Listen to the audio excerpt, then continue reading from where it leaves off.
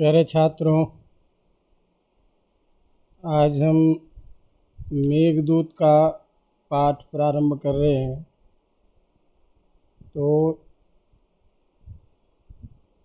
द्वितीय पत्र का जो दूसरा खंड है उसके वर्ग 3 में मेघदूत है, जो 1 से लेकर 10 श्लोक तक 10 पद्य तक हमें पढ़ना है।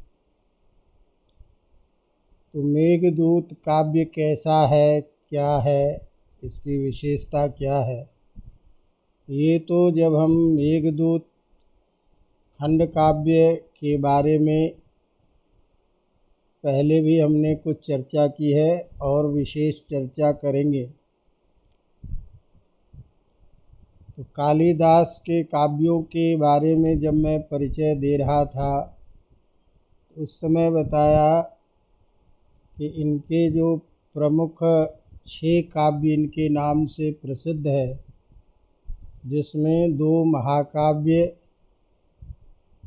रघुवंश और कुमार संभव, 2 नाटक काव्य विक्रमोर्वशीयम और अभिज्ञान शाकुंतलम और 2 गीति काव्य या खंड काव्य के रूप में कह लीजिए, एक ऋतु संहार और दूसरा ये मेघदूत है।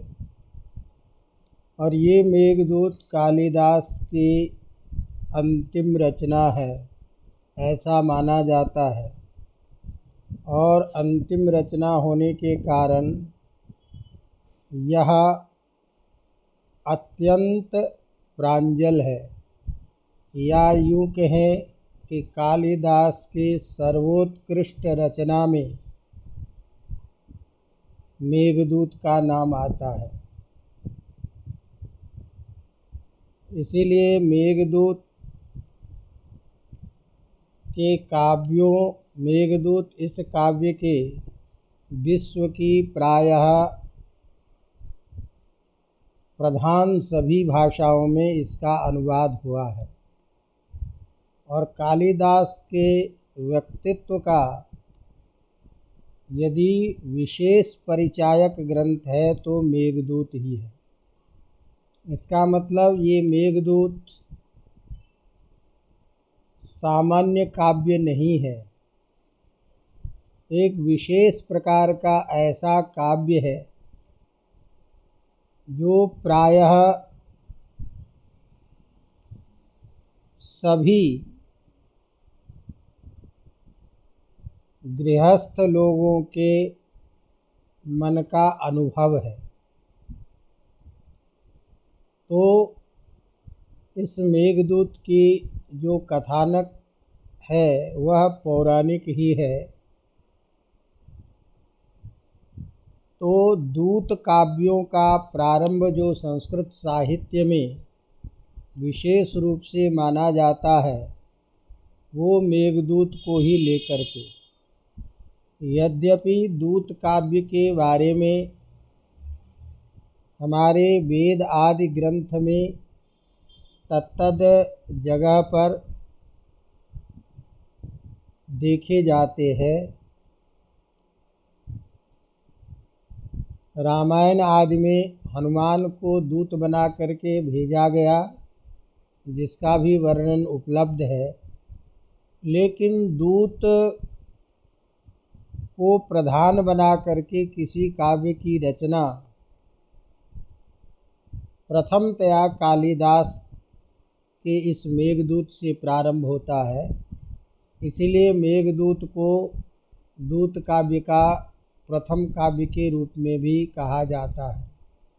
जिसके बाद कालिदास की इस कृति को देखकर अनेकों परवर्ती आचार्य ने विभिन्न प्रकार के दूत काव्य की रचना की। यह जो दूत काव्य है इसमें मूलतः कथानक ये है कि कुबेर का प्रधान सेवक यक्ष जो नवविवाहिता है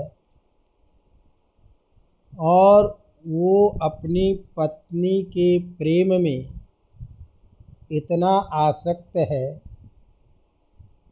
कि कुबेर के द्वारा जो दिए गए कार्य थे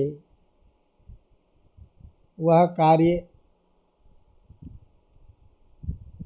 अलग अलग रूपों में है कि इनको प्रतिदिन सरोवर से फूल लाने की जिम्मेदारी दी गई थी जिसे कुबेर पूजन करता था। कोई कहते हैं कि उस सरोवर की रक्षा के लिए इनको नियुक्त किया गया था।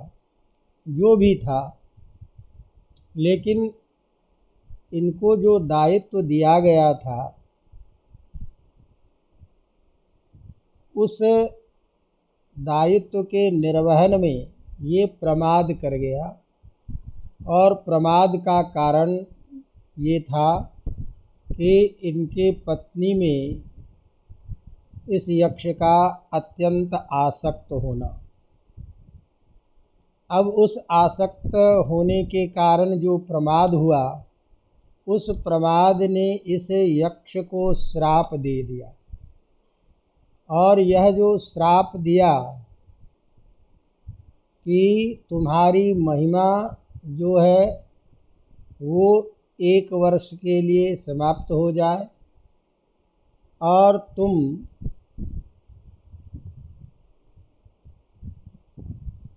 जिस कार्य में तुम्हें नियुक्त किया गया है उस कार्य से तुमको अलग किया जाए। तो तुम 1 वर्ष तक पत्नी के विरह में रहोगे, जिसके कारण तुमने प्रमाद किया, और तुम्हारे जो महिमा है तुम्हारी वो महिमा समाप्त हो जाएगी। इस श्राप के कारण यक्ष अपनी पत्नी से नहीं मिल सका, मिलने में असमर्थ हो गया, और असमर्थ वह बहुत विचार करने पर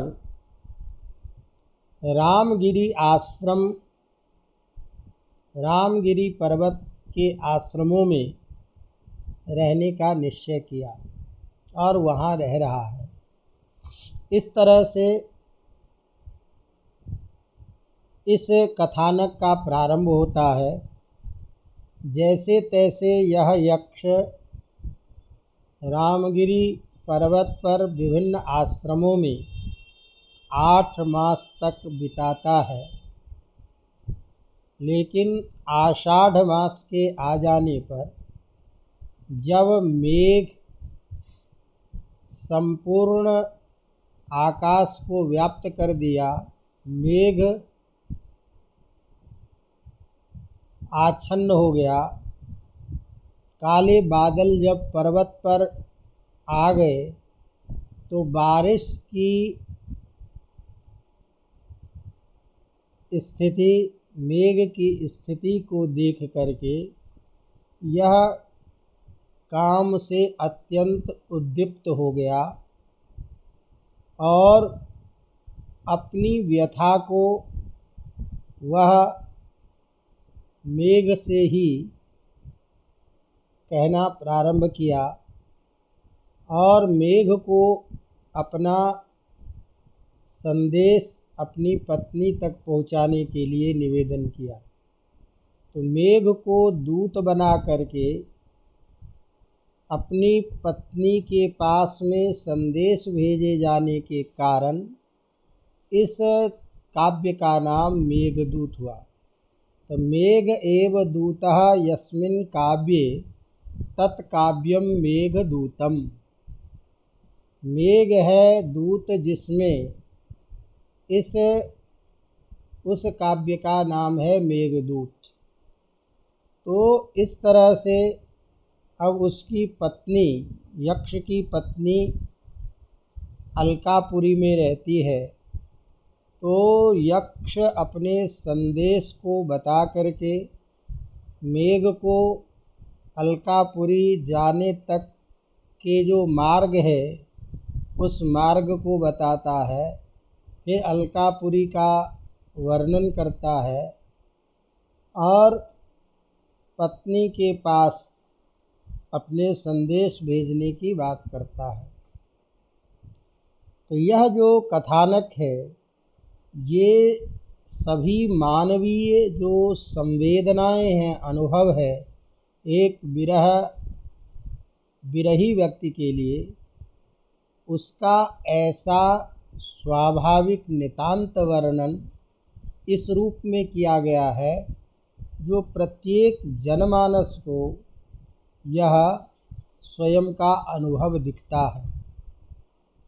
अपनी वर्णन की स्वाभाविकता और सुंदरता के कारण और प्रतिपाद्य विषय का उपस्थापन इतने सुंदर तरीके से कर रहा है जिसके कारण यह काव्य अत्यंत श्रेष्ठ हो गया।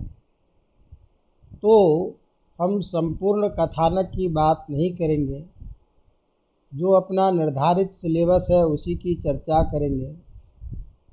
और पढ़ाने को तो इसका एक एक श्लोक, एक एक पद्य कई घंटों तक व्याख्यान का, सुंदर निर्वचन का विषय है, लेकिन जो आप लोगों के लिए इतना अपेक्षित नहीं है। फिर भी कुछ बातें आप लोगों को हम ज़रूर बताएंगे जो विशेष बात है, जिसके तरफ प्रायः जो आजकल के मेघदूत पढ़ने वाले लोग हैं वो उस दृष्टि से प्रत्येक पद के ऊपर में विचार नहीं करते हैं, और करते भी हैं तो उसका उपस्थापन जो होना चाहिए वो नहीं होता। अतः मेघदूत का स्वारस्य जो है यह जिस रूप में ख्यात है उस रूप में नहीं हो पाता। तो कोशिश हम करते हैं कि आपके इस कथानक को आपके सामने रखें और उसके प्रतिपाद्य विषय को प्रश्न के रूप में भी आपको ध्यान में रखना है। तो कालिदास का जो प्रथम श्लोक प्रारंभ होता है, ये ग्रंथ के आदि में जो हम मंगलाचरण का विधान करते हैं, जिसकी चर्चा हम कई बार बता चुके हैं कि 3 प्रकार के मंगलाचरण होते हैं, आशीर्वादात्मक, नमस्कारात्मक और वस्तु निर्देशात्मक। तो इसमें वस्तु निर्देशात्मक मंगलाचरण किया गया है और वस्तु निर्देशात्मक मंगलाचरण के साथ कथानक ग्रंथ के विषय को उपस्थापन किया गया है। और चूँकि इसका नाम मेघदूत है, दूत यहाँ प्रधान है जिसको संदेश कहा जा रहा है, लेकिन कहने वाला यक्ष है। तो यक्ष जो विरही है, अपनी पत्नी के वियोग में रह रहा है, वह अपने अनुभव को बता रहा है और वही प्रधान इस काव्य का कथानक है। इसीलिए इसका नायक यक्ष को ही माना जाता है। इस ग्रंथ का जो प्रारंभ किया गया है वो कश्चित शब्द से किया गया है। कश्चित शब्द के द्वारा प्रारंभ करने के पीछे भी कुछ बातें आती है जिसकी हम चर्चा करेंगे, लेकिन जो अपना श्लोक है और संपूर्ण मेघदूत में एक ही छंद है, मंदाक्रांता छंद, जो अत्यंत गेय रूप में माना जाता है। तो गेयात्मक छंद में होने के कारण इसे हम गीत काव्य भी कहते हैं। अवगतम। तो इस तरह मंगलाचरण का जो अपना प्रथम पद्य है वहाँ से विषय वस्तु को हम प्रारंभ करते हैं। तो पहला श्लोक है, कश्चित् कांता विरह गुरुना स्वाधिकारात् प्रमत्तः सापेनास्तंगमित महिमा वर्षभोग्येन भर्तुः यक्षश्चक्रे जनकतनया स्नानपुण्योदकेषु स्निग्धक्षाया तरसु वसतीं रामगिर्याश्रमेषु। कश्चित् कान्ता विरह गुरुणा स्वाधिकारात् प्रमत्तः सापेनास्तं गमितमहिमा वर्षभोग्येन भर्तुः यक्षश्चक्रे जनकतनया स्नानपुण्योदकेषु स्निग्धक्षाया तरसु वसतीं रामगिर्याश्रमेषु। तो कश्चित् यक्षः, कोई यक्ष, कैसा है कोई यक्ष? स्वाधिकारात् प्रमत्तः, जो अपने अधिकार से प्रमत्त हो गया, अधिकार से प्रमत्त होने वाला कोई यक्ष। तो चूँकि अधिकार से प्रमत्त हो गया, इसीलिए कांता विरह गुरुणा वर्षभोग्येन भर्तुः सापेन अस्तंगमित महिमा। तो चूँकि अधिकार से प्रमत्त हो गया, इसीलिए उसका स्वामी, जो यक्ष का स्वामी जो कुबेर है, उस कुबेर ने के द्वारा वर्ष भोग्येन, एक वर्ष के लिए जो भोग्य है, एक वर्ष के समय का जो भोग करने योग्य है, वह एक वर्ष का समय, कैसा समय, किस प्रकार के समय का भोग करने का? तो कांता विरह गुरुणा, कांता के विरह, और कैसा विरह? दुर्भर, गुरु मने दुर्भर, असह्य। अपनी कांता के विरह जो असह्य है, ऐसे असह्य विरह के द्वारा और शापेन अस्तंगमित महिमा, श्राप के द्वारा जिसकी महिमा समाप्त हो गई है, ऐसा वह यक्ष जनक तनया स्नान पुण्योदकेषु स्निग्धक्षाया तरसु वसतीं चक्रे। ऐसा वह यक्ष कहाँ निवास किया? जनक तनया स्नान पुण्योदकेषु, राजा जनक की जो तनया पुत्री, उस पुत्री के द्वारा अर्थात भगवती सीता के द्वारा जिस सरोवर में स्नान करने के कारण सरोवर का जल पवित्र हो चुका है, ऐसे पवित्र सरोवर वाले और कैसा? स्निग्धक्षाया तरसु, जहाँ घने वृक्षों की, घने छाया वाले वृक्ष है, ऐसे रामगिरियाश्रमेषु, इस प्रकार के रामगिरी पर्वत के आश्रमों में वसतीं चक्रे, निवास किया। ये सामान्य अर्थ हमने आपको बताया। तो इसका जब हम श्लोक का अर्थ करें तो अन्वय की दृष्टि करेंगे तो श्लोक का अर्थ आसान हो जाएगा।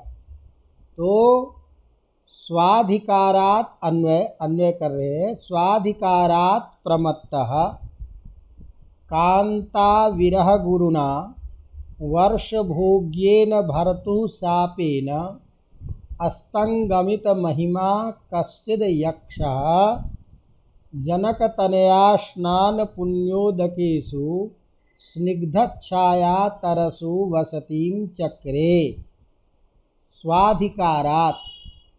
अधिकार शब्द का अर्थ यहाँ कर्तव्य है, तो अधिकार शब्द कर्तव्य का भी वाचक है, इसीलिए स्वाधिकार का मतलब हुआ स्व मने निज, अधिकार मने अधिकार। तो स्व अधिकार से प्रमत्त हो गया है जो, प्रमत्तः प्रमत्त होने वाला, तो चूँकि अपने कर्तव्य से प्रमत्त हो गया अर्थात कर्तव्य शून्य होने वाला, तो प्रथम जो शब्द है स्वाधिकारात् प्रमत्तः, तो स्वस्य निजस्य अधिकारात् कर्तव्यात् प्रमत्तः अवधान शून्य, ध्यान नहीं देने के कारण। प्रमत्त कहते हैं कि ध्यान है, कर्तव्य स्वकर्तव्य कर्मणो अवधान शून्य प्रमत्तः, अपने कर्तव्य कर्म में ध्यान न देना, अकर्तव्य में ध्यान चला जाना, उसी को कहते हैं प्रमत्त, अनवधानता जिसको कहते हैं। तो चूँकि अपने अधिकार से प्रमत्त हो गया था, इसीलिए ये कारण है शाप में। शाप में कारण क्या है? अधिकार का प्रमत्त हो जाना, अधिकार से प्रमत्त होना। तो प्रमत्त हो जाने के कारण कांता विरह गुरुणा, कांता जो उसकी पत्नी प्रिया, उसके विरह में, विरह मने वियोग, कैसा वियोग? तो वियोगे न दुर्भरः, वियोग से अत्यंत दुर्भर है, कठिन है, असह्य है, जिसका स्वरूप, जिसका समय काटना असह्य हो रखा है, ऐसे प्रियायाः वियोगासह्येन, प्रिया के असह्य वियोग के कारण, कैसा, कब तक का वियोग? वर्ष भोग्येन, 1 वर्ष तक भोग करने योग्य जो कांता का विरह है। तो 1 वर्ष तक कांता के अलग रहने का जो असह्य कष्ट है, उस कष्ट के साथ भर्तुः शापेन अस्तंगमित महिमा, भर्ता मने स्वामी के शाप के कारण, श्राप क्या है? कर्तव्य कर्म का निषेध कर देना, रोक देना, किसी को अवरुद्ध कर देना। तो भर्तुः शापेन, भर्ता के शाप से, अस्तंगमित महिमा, अस्त हो गई महिमा जिसकी, महिमा संस्कृत में पुल्लिंग है, तो जिसकी महिमा समाप्त हो गई, ऐसा वह यक्ष क्या किया? तो रामगिरियाश्रमेषु वह यक्ष, कैसे रामगिरी आश्रम पर? तो जनक तनया स्नान पुण्योदकेषु, जो जनक तनय सीता, तनया सीता, उसके स्नान के द्वारा पुण्यानि पवित्रानि जलानि येषु तेषु, पुण्य अत्यंत पवित्र जल है जिस सरोवर का, ऐसे सरोवर से युक्त, और स्निग्ध छाया, स्निग्ध माने सांद्र, शीतल, सुंदर छाया वाले वृक्ष से युक्त जो रामगिरी का आश्रम है, उस रामगिरी आश्रम पर वसतीं चक्रे निवास किया रहा। तो यह एक सामान्य अर्थ है। अब थोड़ा विचार करते हैं। इस में पहला जो पद है कश्चित पद, इसके बारे में कथानक ये है कि एक तो ये प्रसंग आता है कि कालिदास जब अपनी पत्नी से मिले, जब पत्नी इनको घर से भगा दिया था इनकी मूर्खता के कारण, और जब यह भगवती काली की उपासना करके और उनके कृपा प्रसाद से समस्त शास्त्रों का ज्ञाता होकर के वापस आते हैं और पत्नी से मिलने के लिए जब जाते हैं तो द्वार पर आवाज़ जब लगाते हैं तो अंदर से इनकी पत्नी जो विद्योत्तमा है वो पूछती है, अस्ति कश्चित् बाग विशेषः, क्या कोई अलौकिक वाणी बोलने वाला अत्यंत विद्वान कोई आया है क्या? तो पत्नी के द्वारा इस तरह से कहे जाने पर जो उसमें प्रयुक्त 3 शब्द है, अस्ति कश्चिद् वाग विशेषः, उन 3 शब्दों को लेकर कालिदास ने 3 महाकाव्य की रचना की और उसका प्रारंभ उसी शब्द से किया। तो अस्ति पद से अस्त्युत्तरस्यां दिशि देवतात्मा हिमालयो नाम नगाधिराजः इत्यादि श्लोक के द्वारा कुमार संभव का प्रारंभ होता है। वागर्था संपृक्तौ इत्यादि श्लोक के द्वारा वाक शब्द से रघुवंश का प्रारंभ और कश्चिद् शब्द से कश्चिद् कांता विरह गुरुणा ये इस मेघदूत का प्रारंभ है। तो एक तो कथानक ये है। दूसरी बात ये है कि प्रश्न होता है कि आखिर जब यक्ष कालिदास यक्ष के संपूर्ण वृत्तांत को जानते हैं तो क्या कालिदास उस यक्ष का नाम नहीं लिख सकते थे? तो कहते हैं कि नहीं, जानबूझ करके यहाँ नाम नहीं लिखा गया है। इसका एक कारण ये है कि यक्ष अविशप्त है और धर्मशास्त्रीय निषेध होता है कि जो अविशप्त व्यक्ति होता है, जो मित्रद्रोही होता है, जो स्वामी का द्रोही होता है, उसका नाम विशेष रूप से काव्यादि के प्रारंभ में नहीं लेना चाहिए। अवगतम? तो कहते हैं भर्तुराज्ञां न कुर्वन्ति ये च विश्वासघातकाः तेषां नामापि न ग्राह्यं शास्त्रादौ विशेषतः। तो जो अविशप्त व्यक्ति हो, विश्वासघाती व्यक्ति हो, मित्रद्रोही व्यक्ति हो, राजा अपने स्वामी का विश्वासघात करने वाला व्यक्ति हो, ऐसे व्यक्ति का नाम नहीं लेना चाहिए। अतः धर्मशास्त्रीय विरोध होने के कारण भी यहाँ कश्चित् शब्द का उल्लेख किया, यक्ष का नामोच्चारण नहीं किया गया। तो इस प्रकार कश्चित् पद का उपादान धर्मशास्त्रीय दृष्टि से भी किया गया है। दूसरी बात कि यह वस्तु निर्देशात्मक मंगलाचरण है, तो क शब्द जो है ब्रह्म का भी वाचक होता है। तो क ब्रह्म, तो ब्रह्म के नाम ग्रहण करने से, ब्रह्म के उच्चारण करने के कारण यह मंगलाचरण भी प्रयुक्त होता है। तो इस तरह से बहुत सारे कारण ऐसे हैं जिनके कारण यक्ष का नाम यहाँ न ले करके कश्चित् शब्द से इसका व्यवहार किया गया। तो कश्चित् कौन? तो कश्चित् यक्षः। यक्ष कौन है? देव योनि विशेष के हैं। तो कहते हैं यक्षो गंधर्व किन्नरः, तो देव योनि विशेष में का यक्ष आदि जो देव योनि के रहने वाले हैं उनको विशिष्ट शक्तियाँ प्राप्त होती है। तो महिमा नाम की जो शक्ति जिसको प्राप्त होती है वो दूर से भी किसी से बात कर सकता है, दूर से भी किसी को देख सकता है, कहीं बैठे बैठे भी एक जगह से दूसरे जगह पर जा सकता है।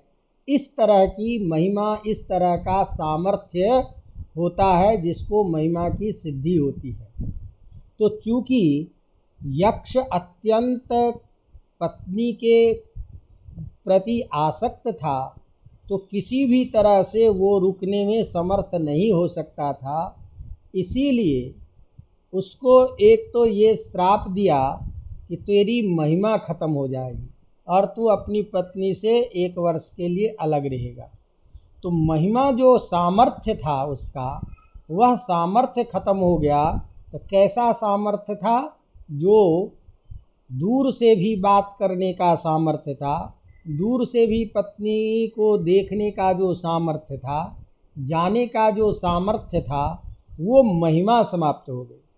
अब महिमा जब समाप्त हो गई, कांता से विरह में रहना असह्य हो रहा है और असमर्थ हो चुका है, ऐसी स्थिति में वह जो यक्ष था, अब यहाँ कांता शब्द का भी प्रयोग करके विशेष अर्थ देना चाहते हैं कि यद्यपि कांता का अर्थ पत्नी है, लेकिन पत्नी के अन्य भी बहुत सारे पर्यायवाची शब्द हैं, लेकिन अन्य पर्यायवाची शब्दों का प्रयोग न करके कांता का प्रयोग, तो सामान्य रूप से कांता शब्द के बल पर अन्य जो स्त्री के अर्थ हैं उस अर्थ से वैशिष्ट्य आता है। तो कमु कांतो अर्थात इच्छा, काम्यते यासा कांता, मैंने जो जिसकी कामना, जिसकी प्राप्ति, जिसको प्राप्त करने की इच्छा बलवती हो, ऐसी जो स्त्री विशेषा उसे कांता कहते हैं।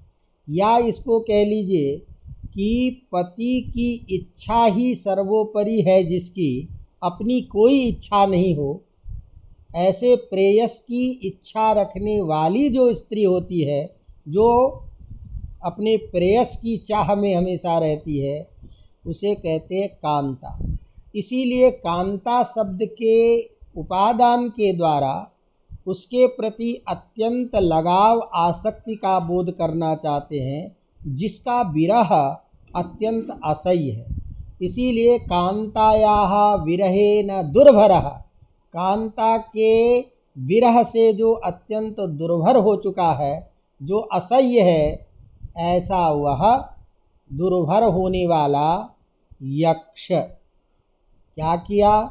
चूँकि महिमा समाप्त हो चुकी थी, इसलिए यह विचार करके तो रामगिरी आश्रम पे ही क्यों रहा? तो कहते हैं कि यक्ष पुरानी समस्त घटनाक्रम को जानता है।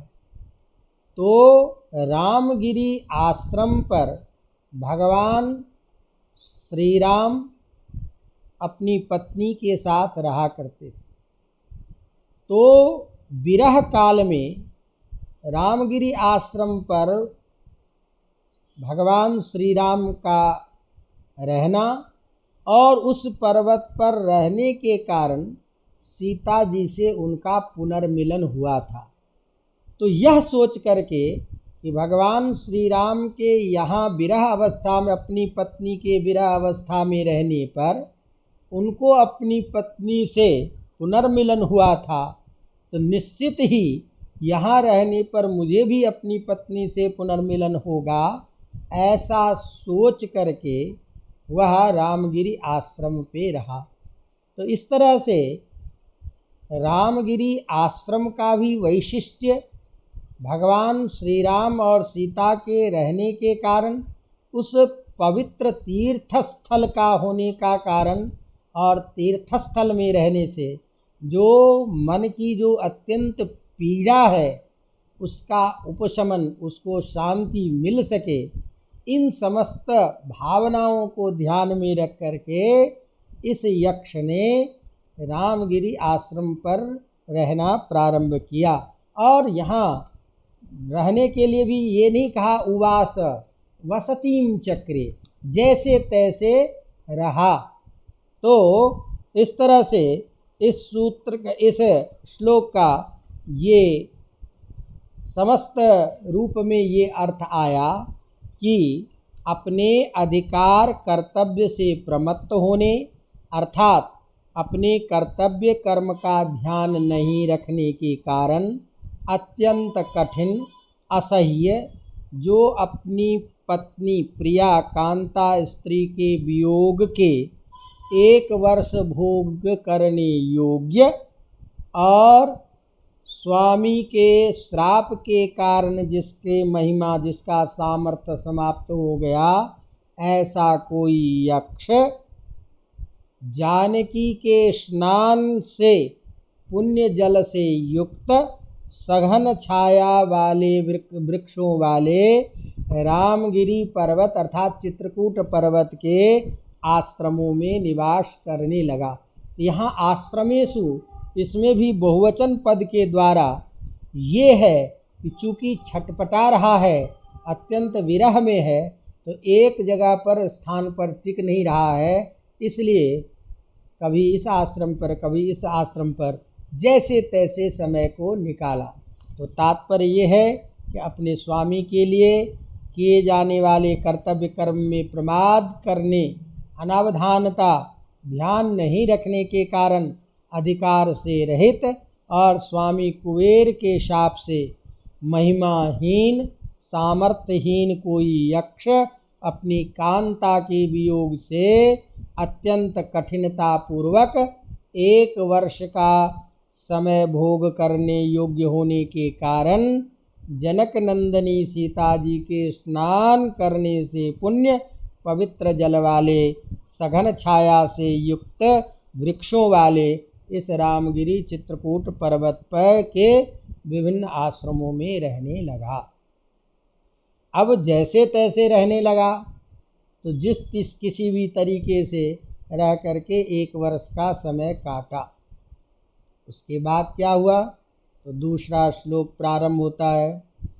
तस्मिन्नद्रौ कतिचिदबला विप्रयुक्तः सकामी नीत्वा मासान् कनकवलयभ्रंशरिक्तप्रकोष्ठः आषाढस्य प्रथमदिवसे मेघमाश्लिष्टशानुं वप्रक्रीडापरिणतगजप्रेक्षणीयं ददर्श।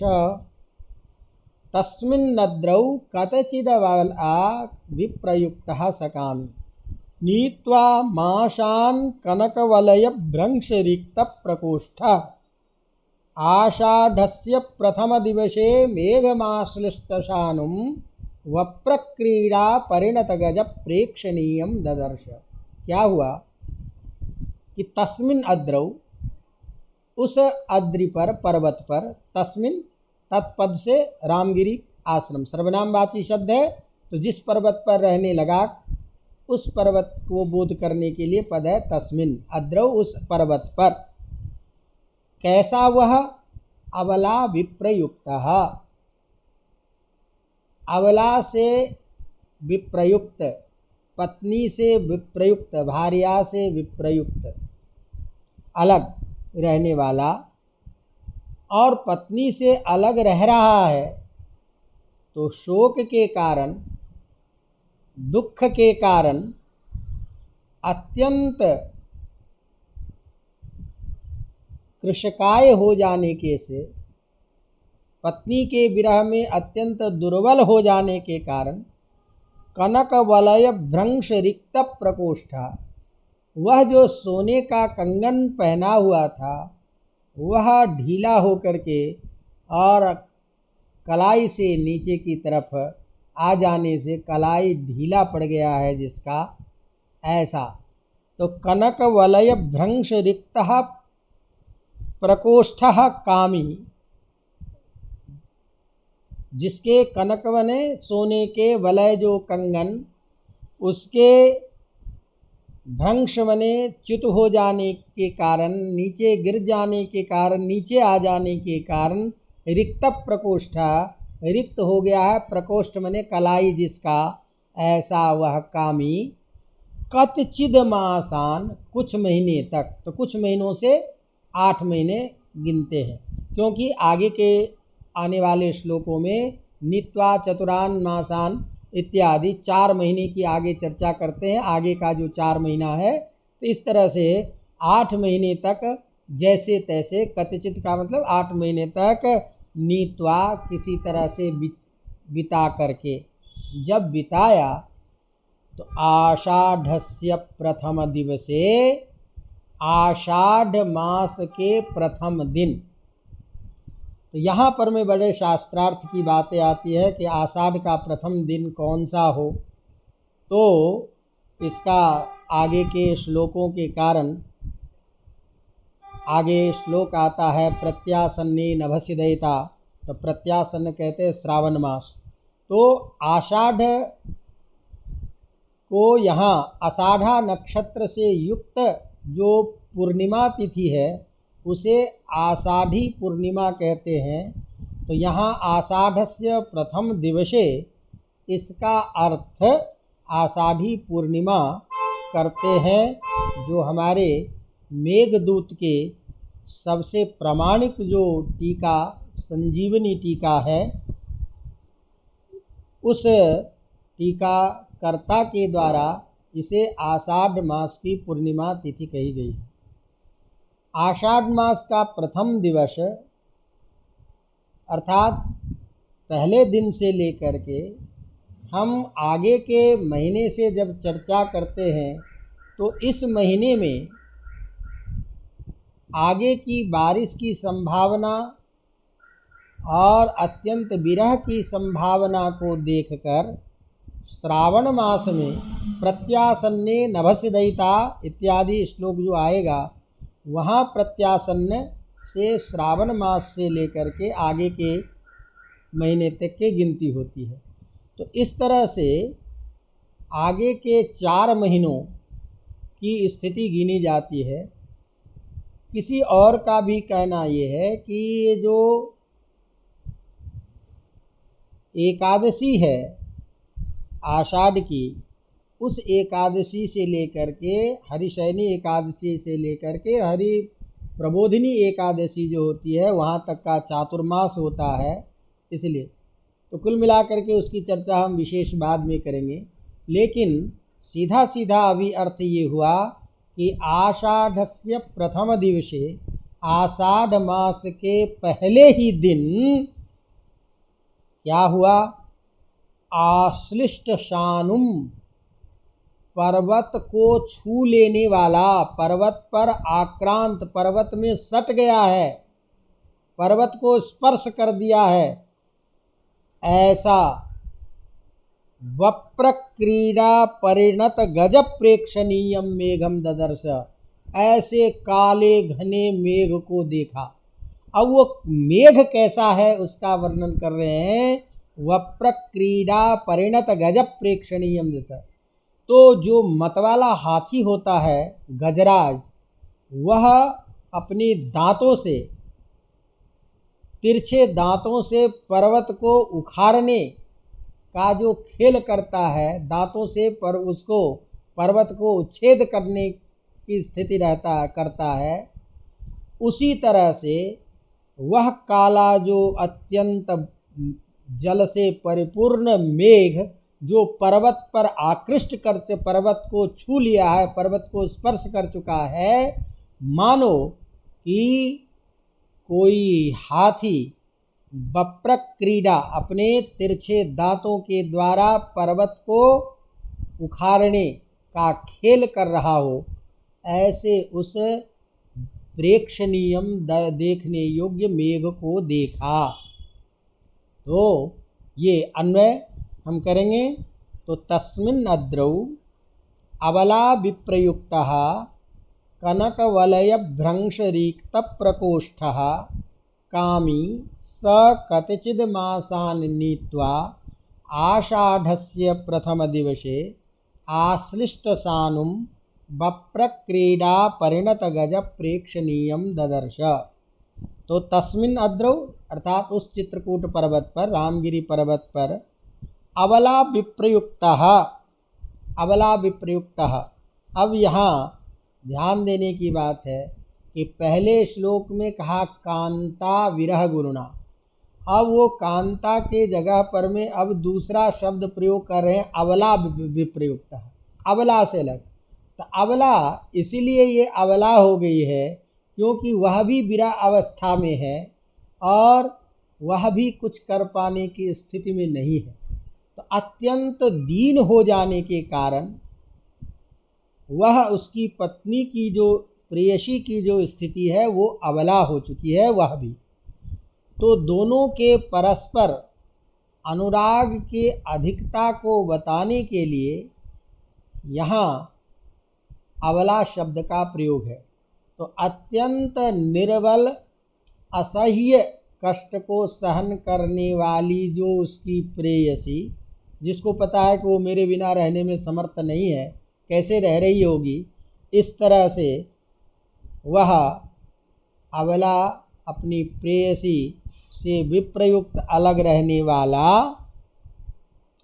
कनक वलयम, कनक जो है सोना, उसका जो वलय कंगन, उसके गिर जाने से रिक्त हो चुका है प्रकोष्ठ कलाई जिसका, ऐसे अर्थात विरह से अत्यंत दुबला हो जाने वाला कामी, अर्थात वह कामुक यक्ष, कतचिन्माशान अष्टौ माशान, क्योंकि आगे के श्लोक में आता है शेषान मासान गमय चतुरः, तो आगे कहेंगे शेष 4 मास, तो इसलिए कतचिद माशान का अर्थ है अष्टौ माशान नीत्वा यापयित्वा, किसी तरह से बिता करके आषाढ़स्य प्रथम दिवसे, तो आषाढ़ा नक्षत्रेण युक्ता पूर्णमासी आषाढ़ी, तो इस आषाढ़ पूर्णिमासी के, आषाढ़ की पूर्णिमा के दिन आश्लिष्ट शानुम आक्रांत कूटम, उस पर्वत पर और आक्रांत आया हुआ पर्वत को स्पर्श करने वाला बप्र क्रीड़ा, बप्र कहते हैं उत्खात खेल, अर्थात तिरछी दांतों के द्वारा, हाथियों के द्वारा जो किया जाने वाला खेल है उसे कहते हैं बप्र क्रीड़ा। तो जैसे कोई हाथी बप्र क्रीड़ा कर रहा हो उस तरह से, अर्थात अपने तिरछे दांतों से पर्वत को उखाड़ना चाहता हो, ऐसे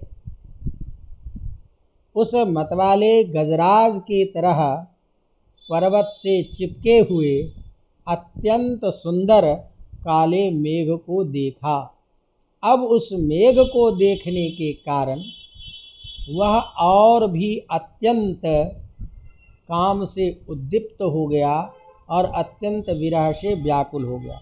तो इस तरह से अर्थ हुआ कि उस रामगिरी पर्वत पर अबला के वियोग में कंगन के गिर जाने से रिक्त है कलाई जिसका, ऐसा वह कामी यक्ष कुछ महीने 8 महीनों तक जैसे तैसे बिता करके आषाढ़ के प्रथम दिन पर्वत के शिखर को छूने वाला उत्खात लीला में लगा, तिरछे दांतों को प्रहार करने वाले तिरछे दांतों से प्रहार करने वाले हाथी के समान दर्शनीय मेघ को देखा। तो तात्पर्य ये है कि स्त्री के विरह से अत्यंत कृश होने और दुर्बल हो जाने के कारण जिसका सुवर्ण कंगन गिरने से कलाई खाली हो गया है, जिसका ऐसा वह कामुक यक्ष पर्वत पर कई मास बिता करके आषाढ़ के प्रथम दिन प्रतिपदा तिथि को उत्खात क्रीड़ा करने में जो प्रवृत्त तिरछे दांतों के प्रहार से उस पर्वत के साथ खेल करने वाला जो हाथी, उसके समान देखने योग्य उस मेघ को देखा। यहाँ कनक वलय, कनक कहते हैं, ये कनक शब्द का वलय का उल्लेख करके कामी का बोध कराया जाता है, क्योंकि जो उत्कट कामी प्रिय होता है, कामी होता है, वह कंगन आदि आभूषणों का प्रिय होता है। तो ऐसे उस अत्यंत कामुक की काम वासना को बताने के लिए उसका विशेषण के रूप में प्रयोग कर रहे हैं कि ऐसा सोने का कंगन पहनने वाला अलंकार प्रिय वह यक्ष जैसे तैसे रह करके 8 महीना बिताया और उस मेघ को देखा। अब जब मेघ को देखा तो मेघ को देख करके उसकी जो स्थिति हुई वह अत्यंत दयनीय हो गई और देख करके अपने आप किंग कर्तव्य विमूढ़ हो गया। तो किंग कर्तव्य विमूढ़ हो करके पहले तो देखता रहा, फिर अपने उस उद्दीप्त काम को जैसे तैसे रोक करके अपने मन को शांत किया और एकटक नज़र से पहले उस मेघ को देखता रहा। तो उसके बाद में क्या स्थिति होती है, तो तीसरे श्लोक में कहते हैं, तस्य स्थित्वा कथमपि पुरः कौतुकाधान हेतो रन्तर्बाष्पश्चिरमनुचरो राजराजस्य दध्यौ मेघालोके भवति सुखिनोऽप्यन्यथा वृत्तिचेतः कण्ठाश्लेषप्रणयिनि जने किं पुनर्दूरशंस्ते तस्य स्थित्वा कथमपि पुरः कौतुकाधान हेतोः। ये मेघ जो है वह अत्यंत काम को उद्दीप्त करने वाला होता है। तो जिस तरह से यह बारिश करके संतप्त को शांत भी करता है, इसी तरह से कामकों के लिए यह उद्दीप्त भी करता है। तो जब उसने उस मेघ को देखा, ऐसे मेघ को देखा, तो कौन? तो वह यक्ष। कैसा वह यक्ष था, उसका विशेषण दे रहा है, राजराजस्य अनुचरः। राजराज का जो अनुचर है, तो राजराज का मतलब कुबेर, तो राजराजस्य अनुचरः सेवकः, उस राजराज का जो अनुचर सेवक, कैसे? अंतर्बाष्प, जिसके आंसू अंदर में भरे हुए हो, आँखों के अंदर जिसमें आंसू भरा हुआ है। तो जो इससे ये धीर ललित नायक का बोध कराना चाहते हैं, क्योंकि जो ऐसे धीरोदात्त धीर ललित आदि होते हैं, वो दुख अवस्था में भी आंसुओं को गिरने नहीं देते, आंसुओं को रोक लेते। अत्यंत कष्ट होने पर भी वह अपने आंसुओं को, जैसे कहते हैं ना पी जाना, तो पिया हुआ रहता है। तो अंतर्बाष्पश्चिरम अनुचरौ, अंतर्बाष्प अपने आंसुओं को अंदर रखने वाला, कौतुकाधान हेतु, क्योंकि कौतुक उत्सुकता को और बढ़ा दिया। तो उत्सुकता का आधान का हेतु कौन है? मेघ। तो अत्यंत उत्सुकता को बढ़ाने का कारण कौन है? मेघ। अत्यंत उत्सुकता के बढ़ाने के कारण तस्य पुरः, उस मेघ के सामने, कथमपि स्थित्वा, किसी भी तरह से टिक करके, चिरम दध्यौ, बार बार देर तक सोचता रहा, विचार करता रहा। क्यों? तो कहते हैं, मेघालोके भवति सुखिनोऽप्यन्यथा वृत्तिचेतः। क्योंकि मेघ के देखने पर, मेघ के आ जाने पर, अर्थात बारिश आदि के समय होने पर, आकाश में मेघ के आ जाने पर, मेघ को देखने पर, सुखिनः अपि चेतः अन्यथा वृत्ति ही भवति। जो सुखी व्यक्ति है, अर्थात अपनी पत्नी आदि के साथ में रहने वाला व्यक्ति है, उसका भी मन डोल जाता है। वृष्टि और मेघ आदि के आ जाने पर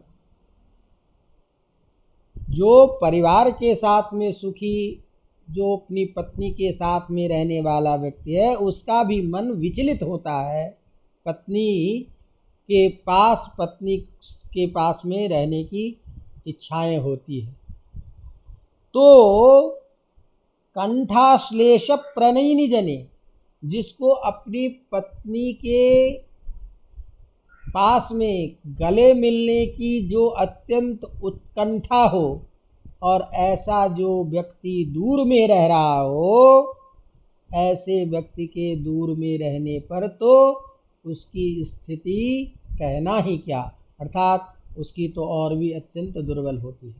इसलिए तो कहते हैं कि बार बार उसको एकटक नज़र से देखने लगा, और बार बार सोचने लगा। तो इस तरह से अन्वय राजराजस्य अनुचरः अंतर्बाष्पः कौतुकाधान हेतोः तस्य पुरः कथमपि स्थित्वा चिरं दध्यौ तथा ही, क्योंकि मेघालोके सति सुखिनः अपि चेतः अन्यथा वृत्तिः भवति कंठाश्लेष प्रणयिनि जने दूरस्थे सति किं पुनः। तो राजराजस्य राजानः यक्षाः, तस्य राजा कुबेरः। तो यक्षों का जो राजा है कुबेर, इसीलिए राजराज माने कुबेर, राज कहते हैं यक्ष को। तो राज्ञाम यक्षाणाम राजा इति राजराजा।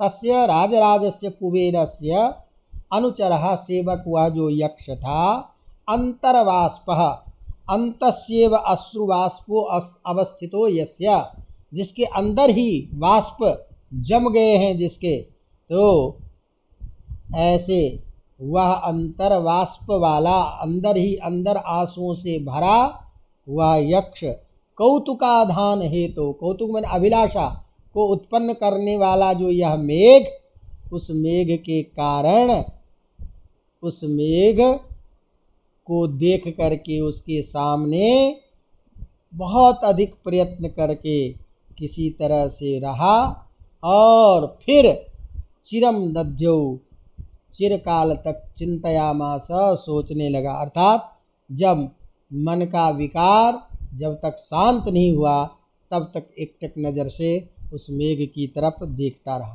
कहा क्यों? तो मेघालोके मेघ दर्शने सति सुखिनोपि, अर्थात सुखी शब्द का यहाँ तात्पर्य क्या है?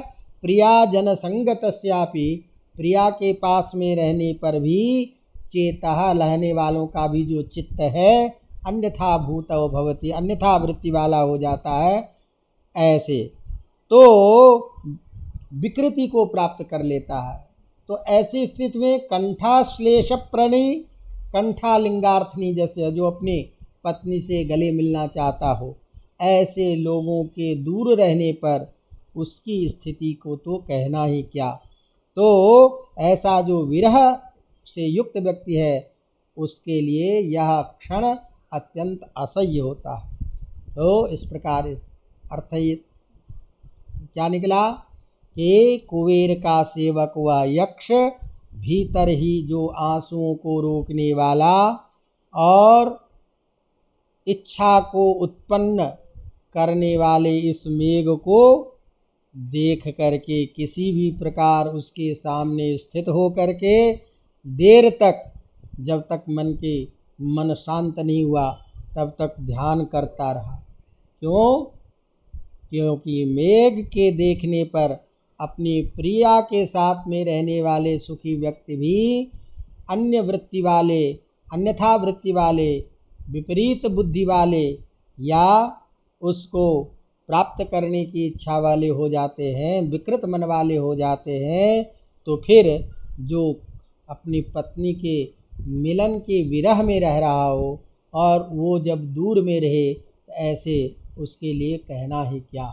तो इस तरह से अभी किसी भी तरह वह मेघ को देख करके अभी अपने मन को शांत कर रहा है और शांत करने के बाद अब यहाँ तक की जो स्थिति है इसको कहते हैं कि यह आषाढ़ के जो बादल हैं उसको देख करके श्रावण में आने वाले जो और होने वाले विरह है जो किसी भी प्रकार से असह्य नहीं है, इस बात को ध्यान में रख करके अभी से ये दुखी हो रहा है और श्रावण मास में उस मेघ को देख करके जब इसको बर्दाश्त नहीं होता तो अपनी याचना प्रारंभ करता है। तो वह कथानक अगले के श्लोक से प्रारंभ होता है, प्रत्यासन्ने नभसिदयता जीविता लंबनार्थी, जिसकी हम चर्चा फिर करेंगे। इस तरह से मेघदूत का आज हमने प्रारंभ किया, तो 1-2 दिन में इसको समाप्त करेंगे, फिर इसी तरह से आगे बढ़ेंगे। तो चूँकि प्रथम दिन था इसीलिए थोड़ा सा समझाने का प्रयास किया, बाकी आगे चर्चा करते रहेंगे और फिर अगली कक्षा में मिलेंगे। धन्यवाद।